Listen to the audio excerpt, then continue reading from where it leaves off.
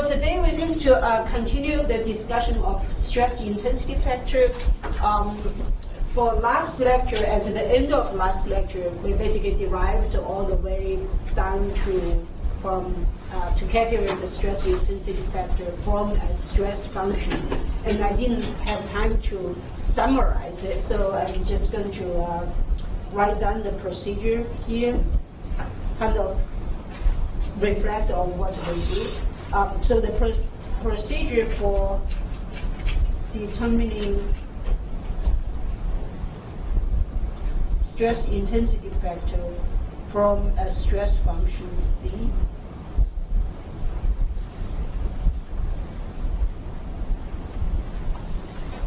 is obviously the first is you need to find a suitable stress function C, and that usually it's kind of like a semi-inductive method where you're trying to find it or just come up with a Z that based on your knowledge, and hopefully I think at this point nobody will do that anymore. So I just showed the procedure, but you might be able to find the Zi in the literature or something, and then you have to derive from there. So once you have the stress function, obviously you want to make sure that that stress function is suitable. So what that you need to do is to check the boundary conditions and to make sure all boundary conditions are satisfied. And in this case, there are two purposes, obviously. If your stress function doesn't have a constant, you just check to make sure the boundary conditions are satisfied. But if the stress function, if Zi has constant,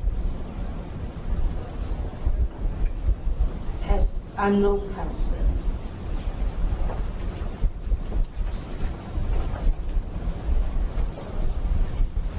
okay, I want to, are you guys in the class?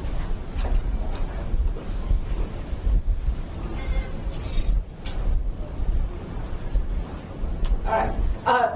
I just want to make the point that. Sorry. All right. I just want to make the point that I made at the very beginning of the class or of the semester, that please come on time. Suppose that the people come after I start talking, your homework is already late. That means that we're 20 points off. Right? I said that at the beginning of the semester, since this is a first homework and this is a graduate course, I will not charge the late penalty for whoever come late just for this one. Starting next one, I give you enough warning that at least come on time for the lecture that the homework is due, because it's very disruptive for you to come once we start talking and then have people just stream you like this. Make sure you come a few minutes before the class. Okay. All right. So in this case, if the stress function obviously have unknown constants, then you can and then you can use the boundary conditions to find the unknown constants. Okay, so that's the second step that you have to do, and then obviously the third step, once you're sure that your stress function is indeed the right stress function, then you can calculate your stress intensity factor from your stress function. And so that's the equation there.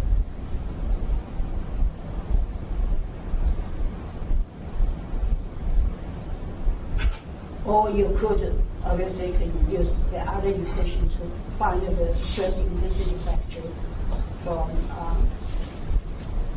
your stress component.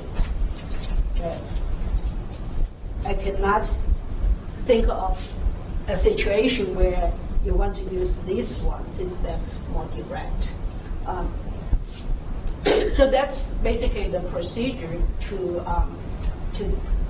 find the stress intensity factor if you straighten from the stress function. As you can see from last lecture, this is kind of a pain in the butt, right? A lot of times you may not even have the right stress function, so what do you do with that? So that's what we're going to talk about. This lecture is to say, we're trying to avoid doing all this. This is the last result. This is the most basic and fundamental, but we're trying to avoid it because it's a pain in the butt to find the stress function and also to go through the derivation to find that. So in order to avoid doing this, you actually have to have kind of a database. So let's start with continue maybe from what we had last time. So we have the X and the Y, and then we have the load applied at this for the center. We derived, so in this case I have two corrective, A and the B.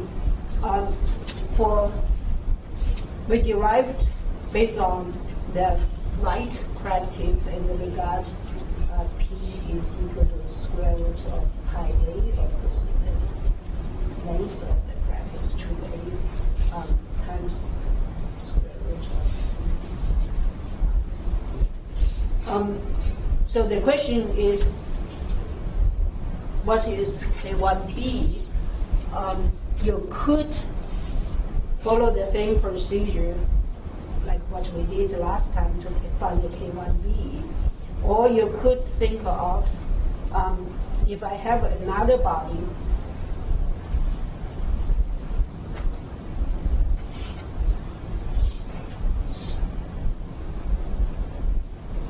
with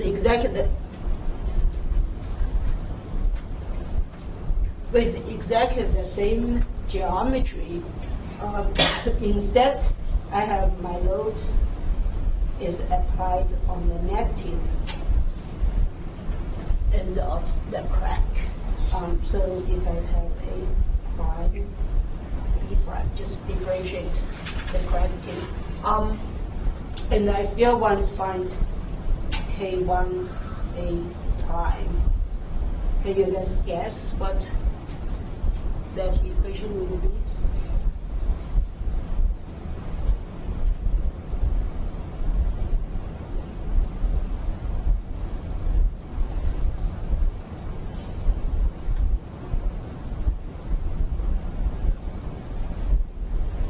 Or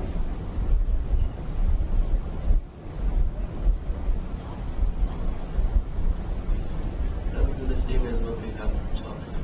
so which one? The second one. The second one, the K1B prime will be the same as K1A. Everybody agree with that?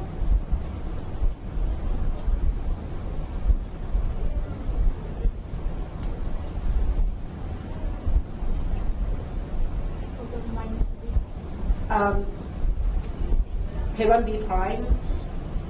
Will there be minus b instead of b? On this one?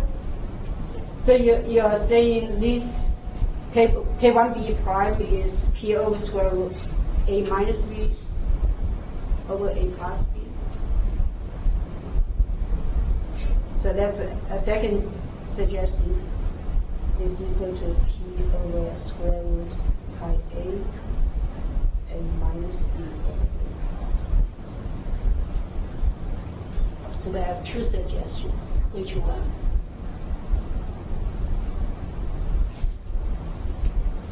You think is correct?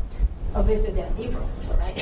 So either we flip a coin or we can look at the geometry and kind of guess, make an educated guess.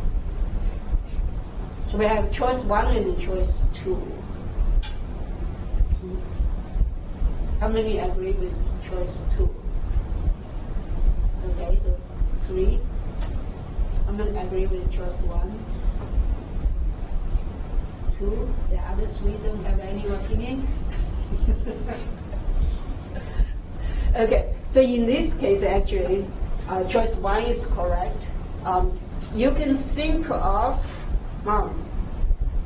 just physically, if I think of this as a thin plate, right? This is when I look in the front, right? This is actually I look in the back. The plate is going to crack the same way, right? In this case, it's going to crack at A. In this case, it's going to crack at B. You guys agree with that? Right? So essentially, you are either, so one person is look at the front and one person is look at the back. The guy look at the front, plot this. The guy look at the back, plot that. But you have essentially the same physics. So these two should be equal to each other. Okay. Okay. So now the question is, if I have, instead of looking at two different ways from front and back, if I just have it over here, I assume I don't have access to the back. So in this case, the load is moved to the left. Will I be able to somehow, based on this, to find that?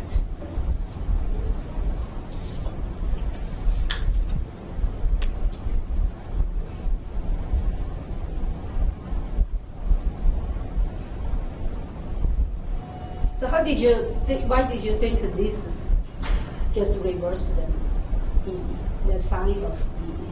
I was thinking that the axis, the B is behind the axis. Okay. It's negatives.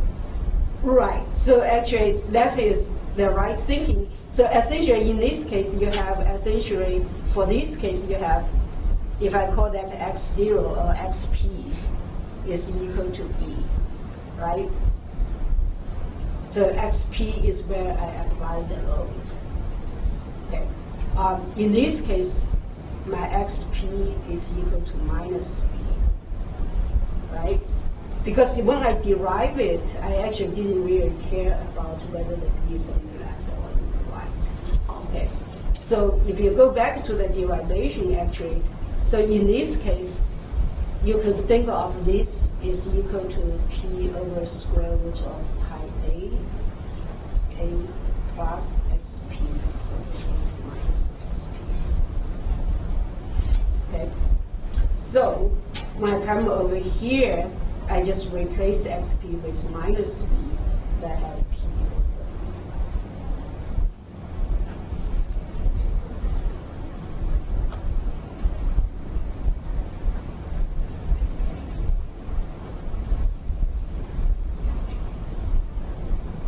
So this would be right if it's calculated at A prime.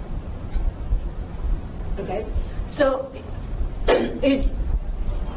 I know sometimes, and a lot of times, we get bogged down by the equations and all that, and we don't see the physics of it. So in this case, we really need to step back from all the derivation, just forget all the derivation we did, and look at the problem and understand and ask you, if this thing is going to crack, how it's going to crack, right? And that's kind of, in this case, you would say, okay, in this case, actually, A and B prime essentially have the same condition, right? So that's why the KB prime and KA should be the same. Okay. And then your KB, of course, in this case, is equal to KA prime. So essentially just swapped, and then that will be equal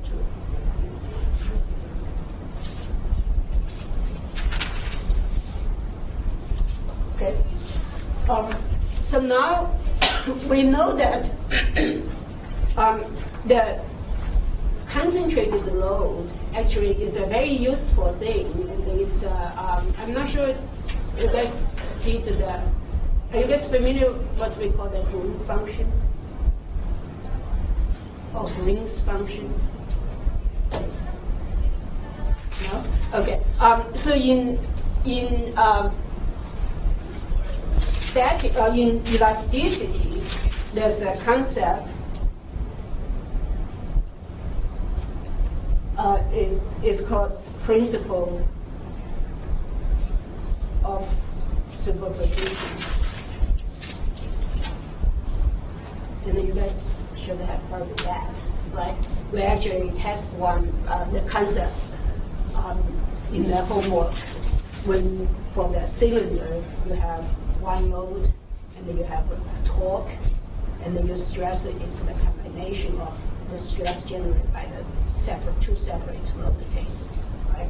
So that's the principle of superposition. So to use the homework example, is you have a cylinder, it has a compressive load, and you have a torque. So to find the stress components of these, you basically take join very bad working cylinders.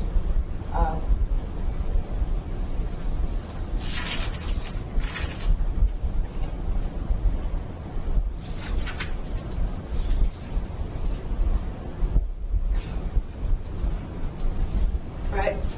So from here you have your sigma x, or in this case, if I do my x, y this way, I have my sigma y is equal to p over a, and then my tau is equal to t rho over j, right? Or my sigma x, y is equal to that. And then my total stress on this one is sigma x. In this case, you have actually two different components, so you just combine them.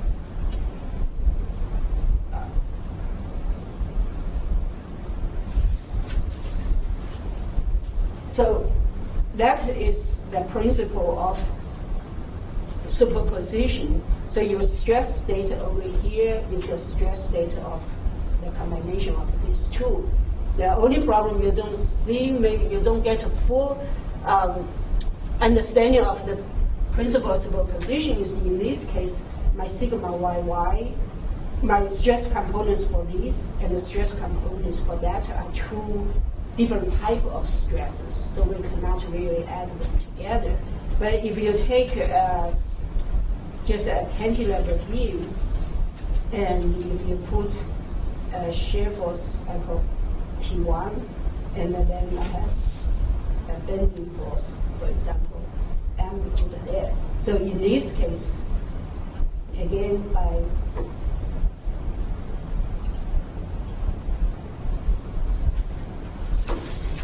principle of superposition, I would have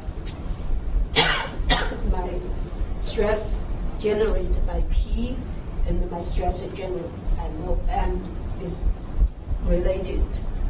But it will be equivalent to add these two together to give this. So for this, if I'm calculating over here, what kind of stress I get in that cross section due to P? I have shear and the bending, right? So if I say this is my data, then my stress is what kind of from bending, what do we get?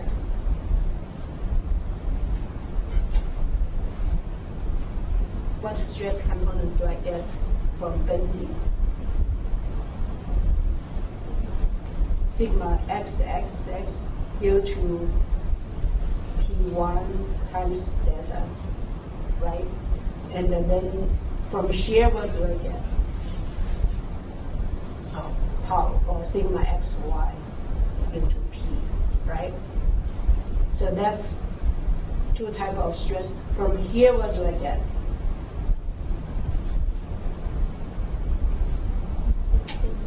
Just bending, right? So when I add this together, what I have over here, so I call this load case 1 and the load case 2. So my load case, or in this case, is my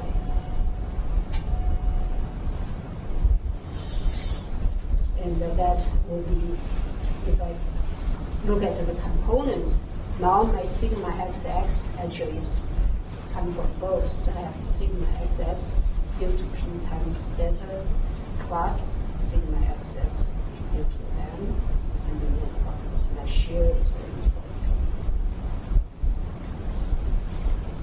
right. My sigma y is equal to 0. So I just write only the non-zero component. So that's the principle of superposition. Of course, this is very useful, but make sure that the conditions for principle of superposition have to be spelled out. The first thing is your geometry.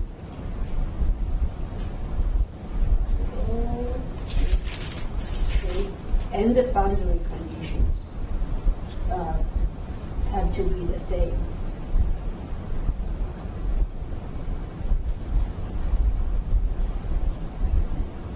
For all load cases.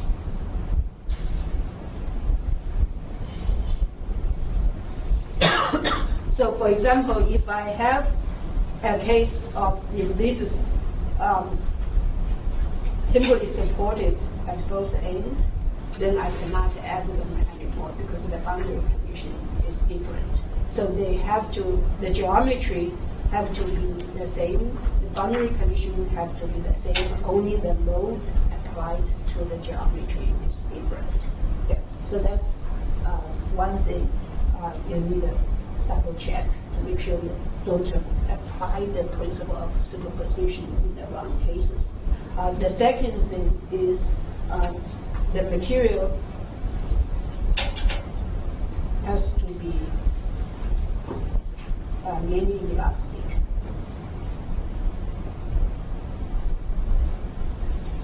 And for that, for most of engineering material, it's not a problem. But if you deal with very soft plastic, for example, you can get into the non-union very quickly. Then this will not apply. And then another thing is the deformation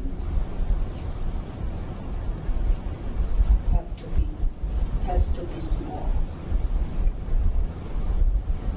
So for metal, again, that's not a problem, but for plastic or rubber, that may violate. So anyway, so in this class, we deal with most of the problems that will at least meet the last two criteria. So all you need to make sure is make sure your boundary condition and geometry are the same before you apply for that. So now go back to the question we have. The nice thing about method of superposition then is you can actually look at your different loaded cases and break into easy cases. So for example, if I have, let's start with a simple example first. So for example, we have, start with our problem that we worked on last lecture. So if we know that we have the load P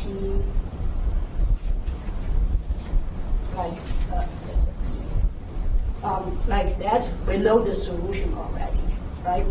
But what happens if I add another load over here and assume this is the same? And so when you see these cases, instead of trying to find the stress function and then trying to solve for this, following the procedure I wrote down at the beginning of the lecture, when you see this, actually, you will say, oh, I recognize that we have the solution for this guy. We also have solution for that guy. So I can actually break this into the two cases.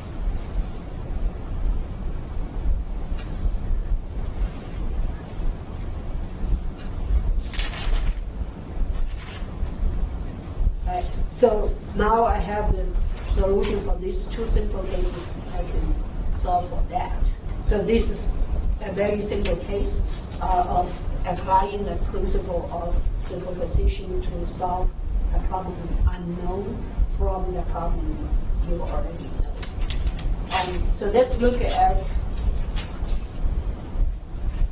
a little bit more complicated case. So still we have the same structure.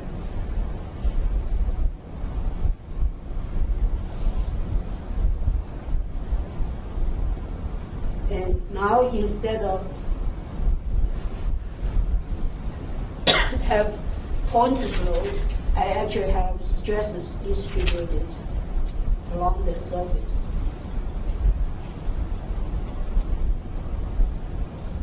And for this is minus C, and then start at C.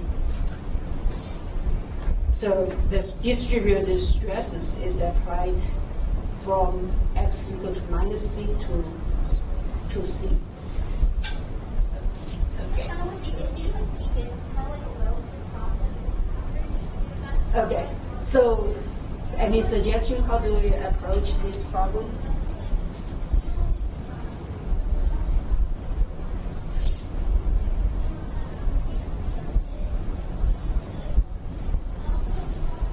Equivalent load. Say it again. Equivalent load. Equivalent load. Can we do equivalent load? So equivalent load would be so suggestion 1 will be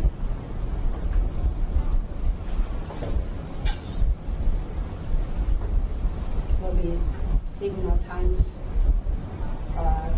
2C times V. Right? Is that what you mean, equivalent load? Okay, so that's one possibility. I actually don't know whether that will work or not, but we will see.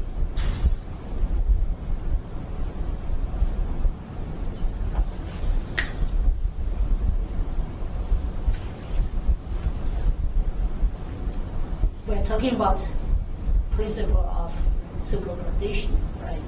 So this is applied based on the subvalence method. In this case, I guess depends on your C.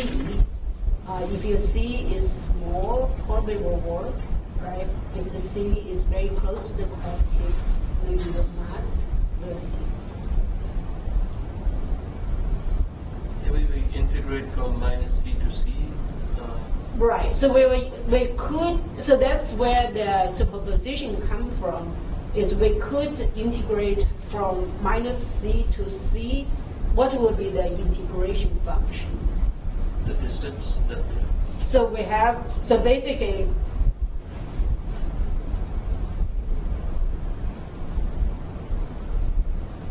So if I draw this.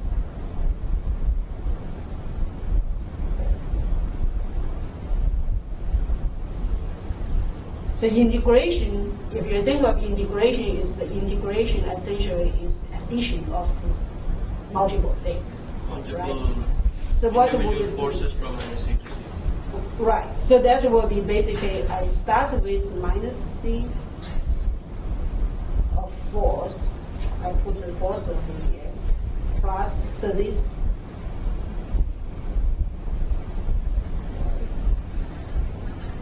Is minus C, and then, so assume I have 4 points like this, right? So just for the example of obviously that's just an illustration.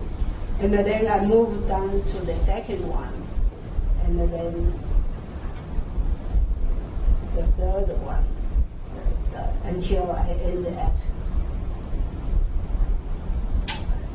don't have space, so let's just say and that.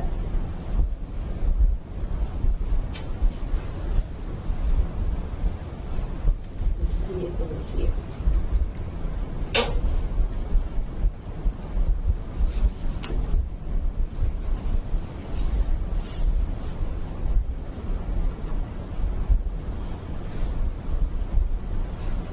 Okay, everybody see that, right?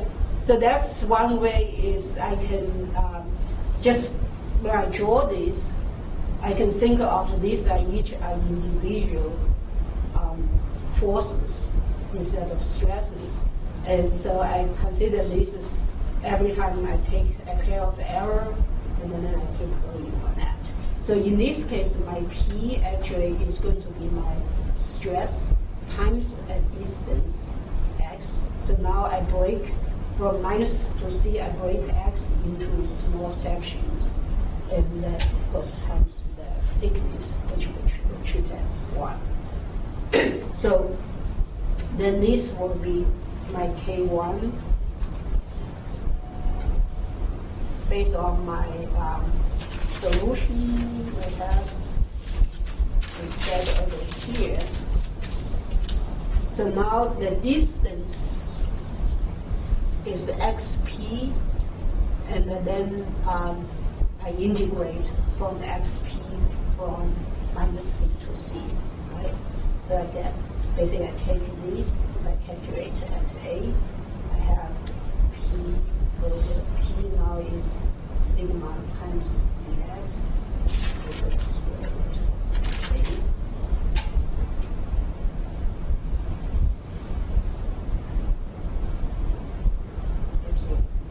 Just to be clear, so x is xp is the same, and then I integrate from c to c.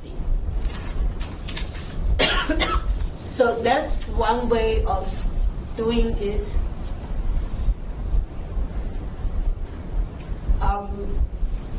Is a better way to do it. So this is the right way. It is a right way, but there might be a simpler way.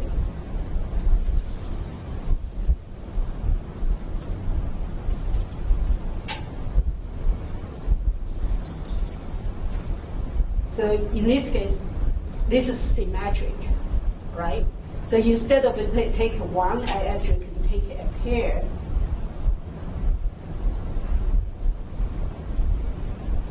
So the first one, I take the left and the right. And then this is minus c to c. Okay? And then I take the second one, of course, I take it a little bit closer. Right? And I keep going until I meet in the center. Okay. So in this case, my integration will be from 0 to C. Will be from the 0 to C. Actually, essentially, I'm looking at half of it. So my function will be K1 is equal to 0 to C with the pair, which I get from here. So the first one is P over the square root of pi A.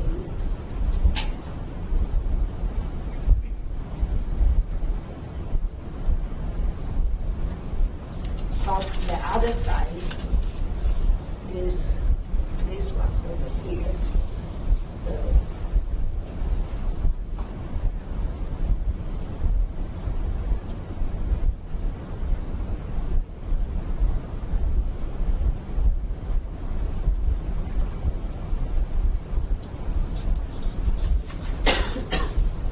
so that's another way. In this case, of course, my integration is shorter, and then I take two pairs. So I was asking you guys, what is the, are you guys familiar with the Green's function? So Green's function, essentially in this case, my one case is my Green's function. That's the stress or the solution. In this case, we are not dealing with stress, but it's the same thing. So the stress field generated by a point force, and that's called the stress function. And then if you have a distributed force, then the stress function of that distributed force is an integration of the Green's function over the area that's covered by the distributed force. Everybody follow me on that? Right? So this, for example, in this case, that is my Green's function, which is this one. And then my K1 is an integration of that to Green's function over the area or over the space that the distributed forces applied. In this case, this is my Green's function, and then again is integrated over that. Okay, so it's a very useful concept because now you have basically a base function, which is the Green's function, and then you can use that to calculate any arbitrary distributed force, right? For example, in this case, I'm assuming my stress is uniformly distributed, but my stress in this case doesn't have to be uniformly distributed, right? If my stress function or my distributed stress is like something like that, I can still apply exactly the same principle, except that my sigma over here is varying as a function of x, right?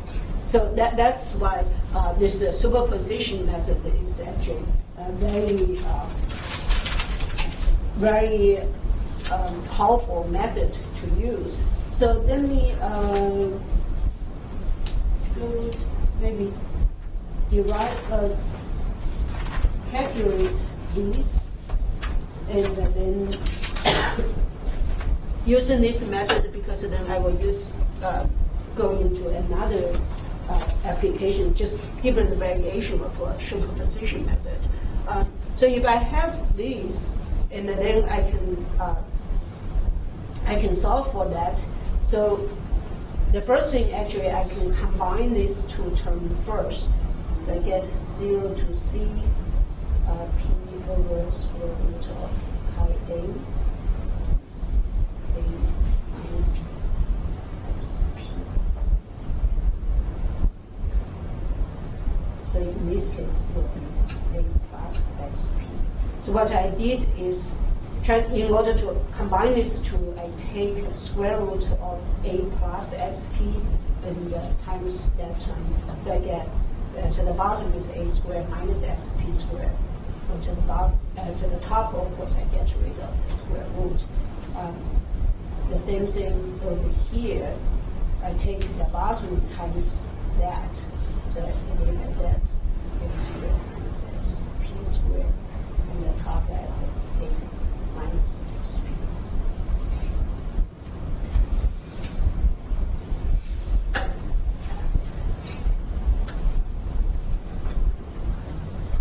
So now I can combine those two terms, and the xp cancels out, so I get true a at the top.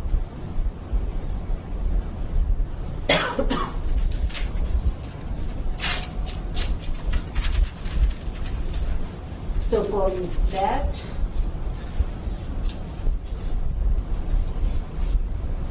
that, now I can get take all the things that are not related to xp out. So I have 2pa over square root of pi integration of c to 0 over c square root.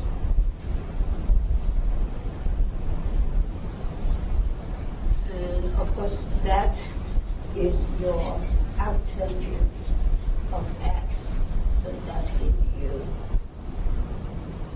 2p. So now it's sigma. That should be sigma.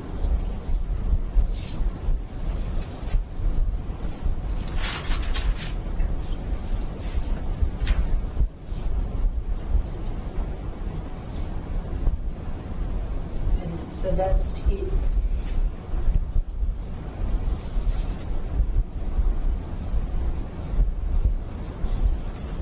So you plug in that, you get 2 sigma square root of A over pi times arc sine of C over A. So that's for the case of my load is distributed load is applied from C minus C to C, and then my K1 is 2 theta squared A over pi sine minus 1 C over A. The question is, this is something that when you derive it, you could make a mistake. So is this correct? Is there some way we can kind of check whether this is correct? So usually this is a generic case, right? Can we make this a specific case or a special case where we know the solution?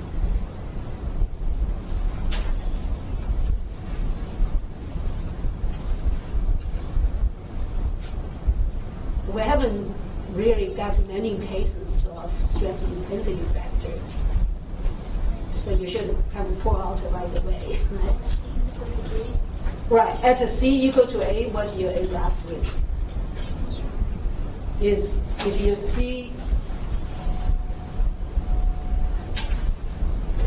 is equal to A, that means your stress is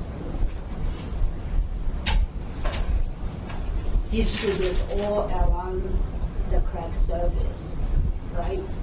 And do we know the solution for this one?